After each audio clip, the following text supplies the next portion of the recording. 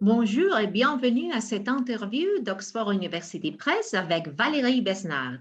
Directrice de Language Online, elle dispense des formations à distance ou en présence en FLE et en anglais pour formateurs sur la motivation, les TIS, les arts visuels et la culture.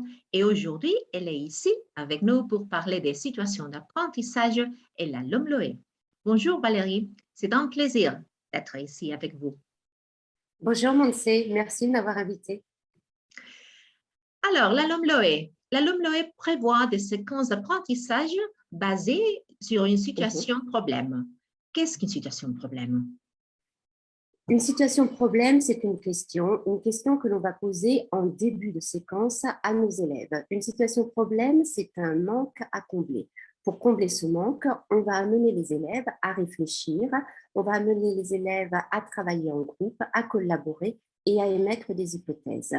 La situation problème est toujours basée sur un sujet familier, sur le vécu de l'élève. Pour résumer, la situation problème, c'est à la fois le fil conducteur et l'élément déclencheur qui nous servira pour faire nos séquences et qui amènera l'élève à effectuer la tâche finale.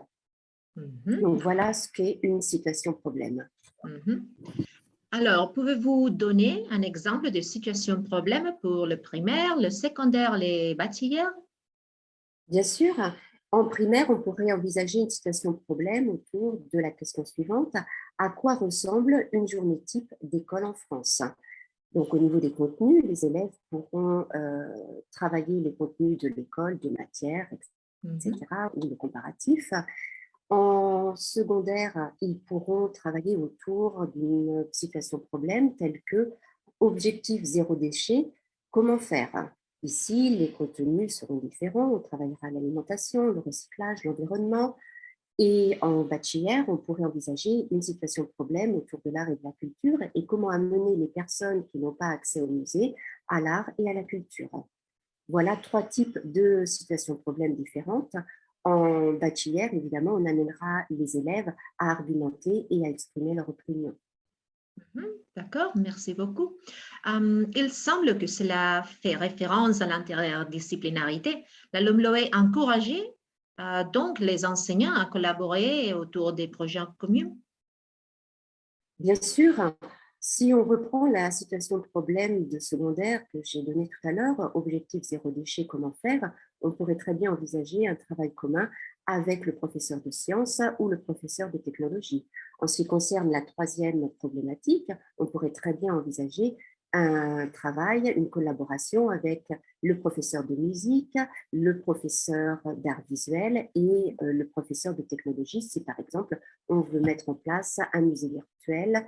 Donc, le professeur de technologie pourrait aider, pour être un support pour mettre en place ce blog, ce musée virtuel. Et quelles sont les thématiques préconisées? Les thématiques préconisées sont en fait les thématiques, les défis du XXIe siècle.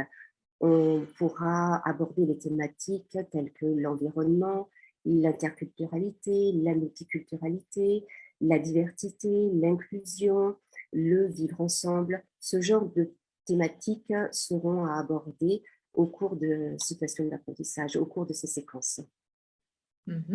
Et qu'en pensez-vous?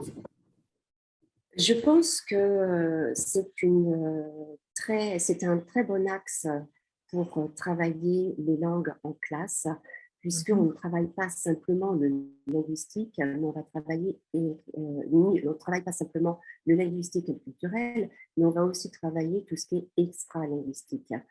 Je pense aussi que cela peut susciter l'intérêt et la motivation de l'élève, puisqu'on va partir du vécu de l'élève et ensuite on va chercher à élargir ses horizons. Donc je pense que c'est une très bonne chose à faire avec les élèves. Et finalement, si on y pense, si on réfléchit bien, le fond ne change pas parce que les contenus restent quasiment les mêmes, mais par contre, la forme évolue là, puisqu'on va plus aller vers l'échange, on va plus aller vers la diffusion de nos travaux avec les autres classes, vers la communauté ou vers un échange culturel avec les autres pays. Mhm. Bon, merci beaucoup, Valérie, pour cette intéressante interview et pour partager votre savoir sur les situations d'apprentissage et la LOMLOE. Merci à vous. Au revoir. Au revoir. Merci.